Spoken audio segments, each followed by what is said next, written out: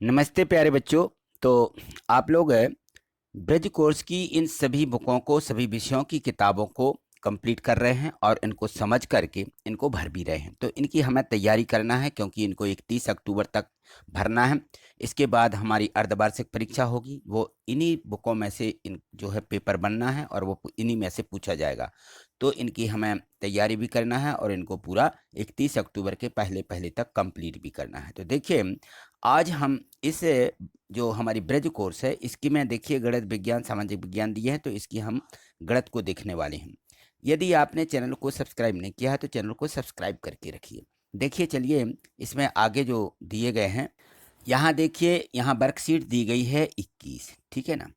तो इस 21वीं वर्कशीट में दिया गया है अनुपात है, और इसके पहले वाली जो वर्कशीट है वो हमने इसी चैनल पर वीडियो अपलोड कर दी हैं। यदि आपकी कंप्लीट नहीं हुई है तो डिस्क्रिप्शन बॉक्स में आप जा कर के उनकी लिंक दी गई है, तो उस पर आप क्लिक करके सभी वीडियो आप देख सकते हैं। देखिए, ये देखिए यहाँ पर ये चिन्ह बना रहता है डिस्क्रिप्शन का, इसको आप क्लिक कर देते हैं तो डिस्क्रिप्शन बॉक्स खुल जाता है। देखिए, मैंने इसको ये क्लिक कर दिया। जैसे मैंने क्लिक, तो ये डिस्क्रिप्शन बॉक्स खुल गया, लिखा है डिस्क्रिप्शन, और यहाँ देखो ये चिन्ह बना है, ये क्रॉस का चिन्ह आ जाता है उसके बाद में। तो यहाँ देखना है हमें, ये दिया गया है कि ब्रज कोर्स कक्षा 8 मैथ पार्ट ये दिए गए हैं। ये वहाँ के पार्ट की ये मतलब वो लिंक है, मैं जिसको बता रहा हूँ।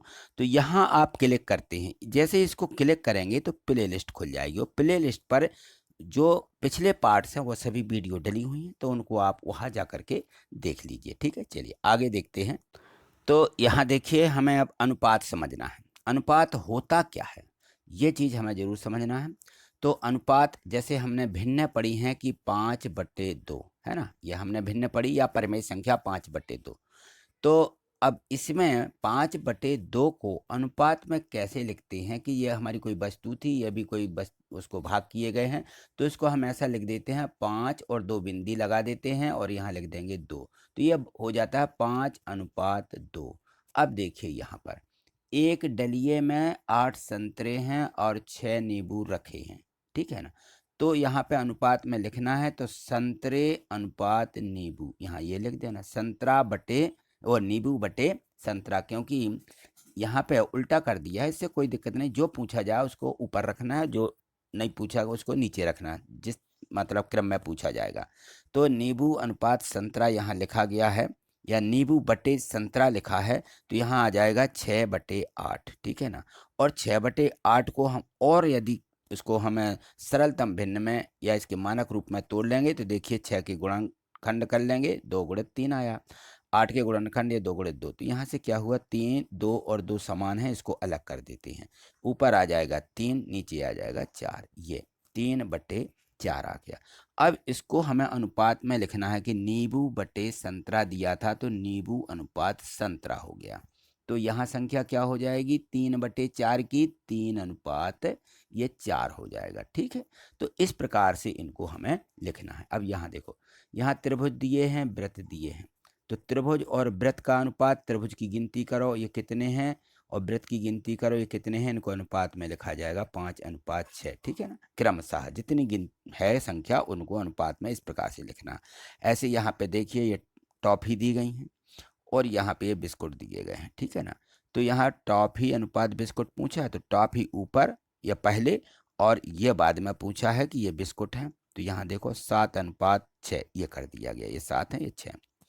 यहाँ पे देखो, यहाँ बैट दिए गए हैं, बॉल दी गई हैं, तो पूछा गया है कि बैट और गेंद का अनुपात। तो बैट ऊपर लिखा जाएगा, यानी कितने बैट हैं, 1 2 3, 1 2 3 4 5 6 वाले हैं, तो कितना लिखा जाएगा, इसको 3/6, और इसको काट देते हैं, 3 एकम 3, 3 दूनी 6, 1/2 आ जाएगा, यानी 1/2 बन जाएगा। तो यह बना दिया, ठीक है।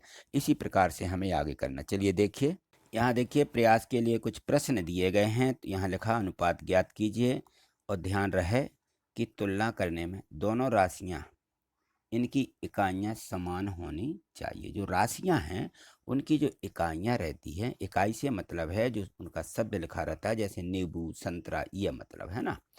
तो यहाँ देखो, यहाँ रुपया और यहाँ 50 पैसे दिए गए, तो रुपया का पैसे से अनुपात होना है। तो अब रुपया और पैसे अलग अलग हो जाएगा, है ना। तो रुपया को क्या बनाना पड़ेंगे, पैसे बनाना पड़ेंगे, तब वो एक समान उसकी इकाई होगी, ये इकाई रहती है, ठीक। तो क्या किया, 5 का 100 से गुणा कर दिया तो पैसे बन जाएंगे। 5 रुपये में कितने पैसे होते हैं, एक पैसे में 100 रुपया होते हैं, तो 5 रुपये में 5 गुणे 100 500, तो 500 बटे आ जाएगा 50, ठीक है ना। पहले इसको इस प्रकार से तोड़ लेंगे हम, और इसके बाद इसको काट लेंगे, तो यहाँ से शून्य खत्म, यहाँ से शून्य खत्म हो जाएगा, और यहाँ आ जाएगा 5 एकम 5, 5 एकम 5, 10 आ जाएगा, ऊपर नीचे आ जाएगा 1। तो क्या बना, अनुपात बना 10:1, ठीक है। अंश और हर ये दोनों संख्या जो रहती हैं उनको ही हमें अनुपात में लिख देना है बटे की जगह पर, ठीक। इतना काम करना है। चलिए आगे देखिए, यहाँ पे प्रश्न 2, किताबों का 20 किताबों से 8 किताबों का 20 किताबों से, तो किताबें अनुपात किताबें आ जाएंगी 8/20, और इनको काट लीजिए, 4 से कट जाएंगे, ये 4 एकम 4 और 4 पंचे 20, क्या आ जाएगा यहाँ पे 4 दूनी 8, सॉरी 4 दूनी 8, 4 पंचे 20, तो 2/5 आएगा, जिसका अनुपात होगा 2:5। यहाँ तीसरा देखें, यहाँ पे दी गई है लंबाई का चौड़ाई से अनुपात ज्ञात करना है, तो लंबाई बटे चौड़ाई लिख देंगे। ये लंबाई बटे, लंबाई कितनी है 5, चौड़ाई कितनी दी गई 3, तो 5x/3x, x कट जाएंगे, मिल जाएगा 5/3, क्या बना अनुपात 5:3। बस इतना काम, बस है। छठवें में भी बिल्कुल ऐसे ही करना है। ग्राम दिए, यहाँ किलोग्राम दिए, तो किलोग्राम के ग्राम में बदल देंगे, इकाई समान होनी चाहिए, ठीक है ना। तो यहाँ पे देखो, ये 200 है, ये 5 किलोग्राम है, तो 5 ग्राम हम इसमें बदलेंगे, तो 1000 में 1 किलोग्राम होते हैं, 1000 ग्राम में, ठीक है ना। तो यहाँ पे किलोग्राम 5 किलोग्राम में, तो यहाँ के 1000 का गुणा कर देंगे ना, तो यह 5000 हो जाएंगे, और इनको 0 0 ऐसा काट देंगे, और 5 एकम 5 दूनी 10, तो बटे में आ जाएंगे 25, 1:25, ये हो जाएगा 1:25, ठीक। चलिए आगे देखें। अब यहाँ देखिए वर्कशीट जो 22 दी गई है, इसमें दिया गया है समानुपात।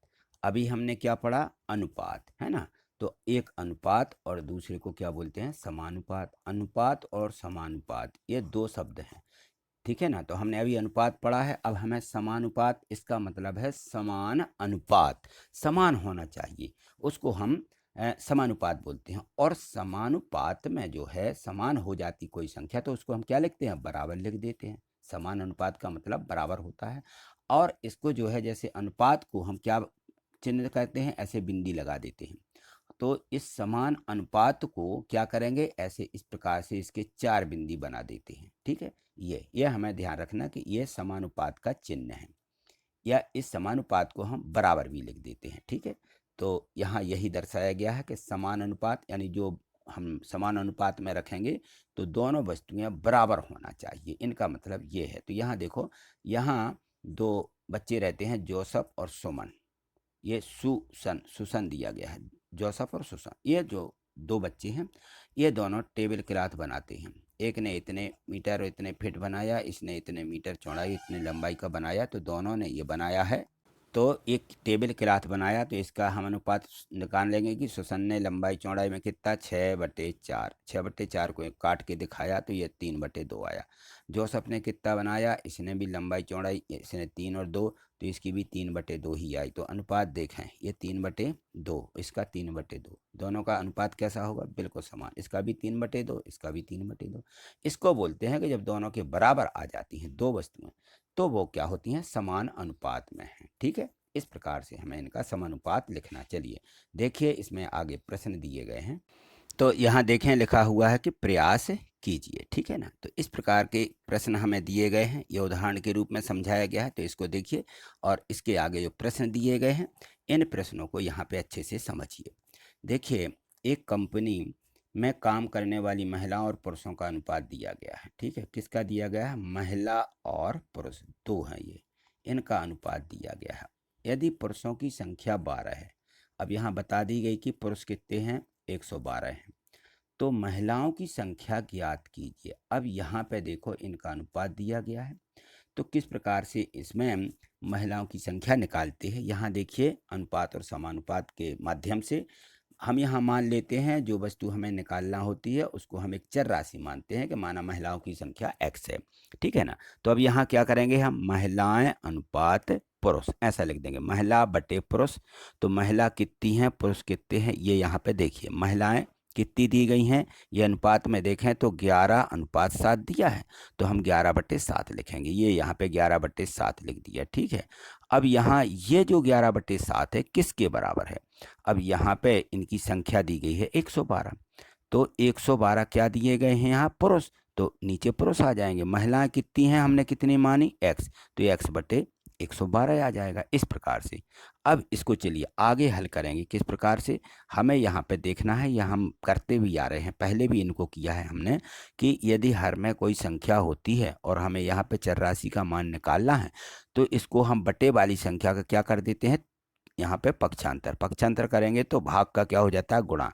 तो 11 में 112 का गुणा हो जाएगा, ये देखिए यहाँ पे ये गुणा कर दिया है और बराबर में लिख दिया, अकेला x बचेगा, ये तो 112 यहाँ पे आ जाएंगे 11/7 में। और 7 से यदि ये कटते हैं तो हम काट देते हैं, 7 का पहाड़ा पढ़िए कि 7 एकम 7 हो जाएगा, और यहाँ पे भी काट दीजिए इसको, तो कितना आ जाएगा, 7 एकम 7 और 4 बचेंगी, कितनी मिलेंगी, 7 4 7 6 42, यहाँ पे आ जाएगा 42, ठीक है, 7 6 42, ये यहाँ पे आ जाएगा 16, ठीक। और 11 गुणित 16, तो 11 का 16 में गुणा कर दीजिए, तो 16 एकम 16, 16 और 1 17, 176, तो ये आ जाएगी किसकी संख्या, यह महिलाओं की संख्या हमने मानी थी और ये यहाँ पे निकल आई, ठीक। इस प्रकार से हमें इनको, जब हमें सवाल दिए जाते हैं तो हम अनुपात और समानुपात में भी रख करके इनको इस प्रकार से निकाल सकते हैं। चलिए आगे देखिए, यहाँ दिया है 5 पैसे और 25 पैसे अनुपात बराबर है 20 पैसे और x का अनुपात, तो x का मान क्या करना है, निकालना है, बिल्कुल ऐसा ही। ये हो जाएगा 5/25 ये, और ये हो जाएगा बराबर में 20/x, ये 20/x। अब क्या करना है हमें, ये बटे में x है, तो पहले हम क्या करें, इसको इनके जो भाग हैं भाग का तिर्यक गुणा कर लें, यानी कहने का मतलब ये है कि जो भाग में संख्या है वो पक्षांतर करके गुणा में इनको बदल दिया, ठीक है। x का यहाँ गुणा हो जाएगा 25 का 20 में, ये कर दिया दोनों का गुणा, ठीक। 5x हो जाएगा यहाँ पे, और यहाँ 25 गुणित 20, तो ये हो जाएंगे 500, और ये x है इसलिए इसको कहाँ ले जाएंगे, क्योंकि ये गुणा में है तो बटे में आ जाएगा, तो ये आ जाएंगे x बराबर 500/5 है ना। तो 5 से इनको काट दिया, 5 एकम 5, और यहाँ भी कट जाएंगे 5 एकम 5, और ये 2 शून्य आ जाएंगे तो हो जाएगा 100, तो x बराबर x का मान क्या निकल आया, ये 100 निकल आएगा, ठीक है। इस प्रकार से हमें इन सभी अनुपात और समानुपात के प्रश्नों को, यानी बटे वाली संख्याओं को हमें हल करना है। चलिए आगे देखिए, यहाँ देखिए वर्कशीट 23 दी गई है, यहाँ लिखा समानुपात से संबंधित दैनिक जीवन की कुछ समस्याएं वाले प्रश्न यहाँ पे हमें पूछे जाएंगे, तो हमें उनको किस प्रकार से हल करना है, ठीक है। तो यहाँ लिखा है देखिए, बड़ा कमरा बटे छोटा कमरा है ना, एक साला में बड़े कमरे छोटे कमरे उनका अनुपात दिया है, छोटे कमरे की यहाँ पे दी गई है कि छोटा कमरा 20 है, तो बड़े कमरे की संख्या ज्ञात कीजिए कितने, तो बड़ा कमरा छोटा कमरा ये 3/4 बराबर में 20x/20 लिखा, ठीक है। अब हमें यहाँ हल कैसे करना, तो यहाँ बात समझना है कि क्योंकि हमने देखा है कि ये बटे में संख्या रहती है, इनका त्रियक गुणा करते हैं, ये ऐसा त्रियक गुणा कहलाता है, ठीक है ना। तो इसको समझ लीजिए, क्योंकि हम बटे वाली संख्या का पक्षांतर करके गुणा करते हैं भाग वाली संख्या का, तो उसी को बोलते हैं त्रियक गुणा। तो ये 20 है तो इसमें तिरछा गुणा, इसमें 4 का यहाँ गुणा हो जाएगा, और यहाँ ये जो बराबर का चिन्ह रहता है ये बराबर लगा रहता है, तो यहाँ देखिए ये गुणा कर दिया, ठीक है। तो इस प्रकार से हमें इनको क्या करना है, हल करना है, और x का जो मान होता है वो x का मान या जो चर राशि होता है, जिस वस्तु का मान नहीं दिया रहता उसे हम मान लेते हैं और उसका मान ज्ञात कर देते हैं, बस इतना काम हमें इसमें करना है। चलिए आगे देखिए, यहाँ देखिए, यहाँ लिखा है प्रयास कीजिए, एक प्रश्न दिया गया है, लिखा है कि एक 3 मीटर लंबी लकड़ी की परछाई 4 मीटर है, कितने मीटर लंबी लकड़ी है, 3 मीटर की लंबी है, और उसकी परछाई यानी छाया कितनी है, 4 मीटर, माने उसकी परछाई हो रही है लंबाई, ठीक है। उसी समय एक खंबे की परछाई 24 मीटर है, तो खंबे की ऊंचाई ज्ञात कीजिए। क्या ज्ञात करना है? खंबे की ऊंचाई की। खंबा कितना ऊंचा है या कितना लंबा है, लंबाई ही बोलते हैं, है ना। तो यहाँ खंबा क्योंकि सीधा रहता है, लकड़ी, लकड़ी को हम लंबा कहें या ऊंचाई भी कह सकते हैं, दोनों कह सकते हैं, ठीक है ना। लंबाई जो रहती है, ऊंचाई सीधा खड़ा कर दिया तो ऊंचाई कहेंगे उसको। तो ये 3 मीटर लंबी लकड़ी है ना। तो यहाँ देखिए हमें क्या निकालना, खंबे की ऊंचाई निकालना है। तो हम मान लेंगे कि माना खंबे की ऊंचाई x मीटर है, ठीक है। अब हम देखेंगे अनुपात समानुपात से, जो हमने अभी पढ़ा है कि इसमें क्या दी गई है, लकड़ी दी गई है, उसकी लंबाई और खंबे की लंबाई और उसकी छाया की लंबाई ये दिया गया है। तो पहले हम क्या करेंगे, जो हमें लकड़ी दी गई है और खंबा दिया गया है उनकी हम क्या लिखेंगे, ऊंचाइयां लिखेंगे, फिर परछाई की ऊंचाई लिखेंगे।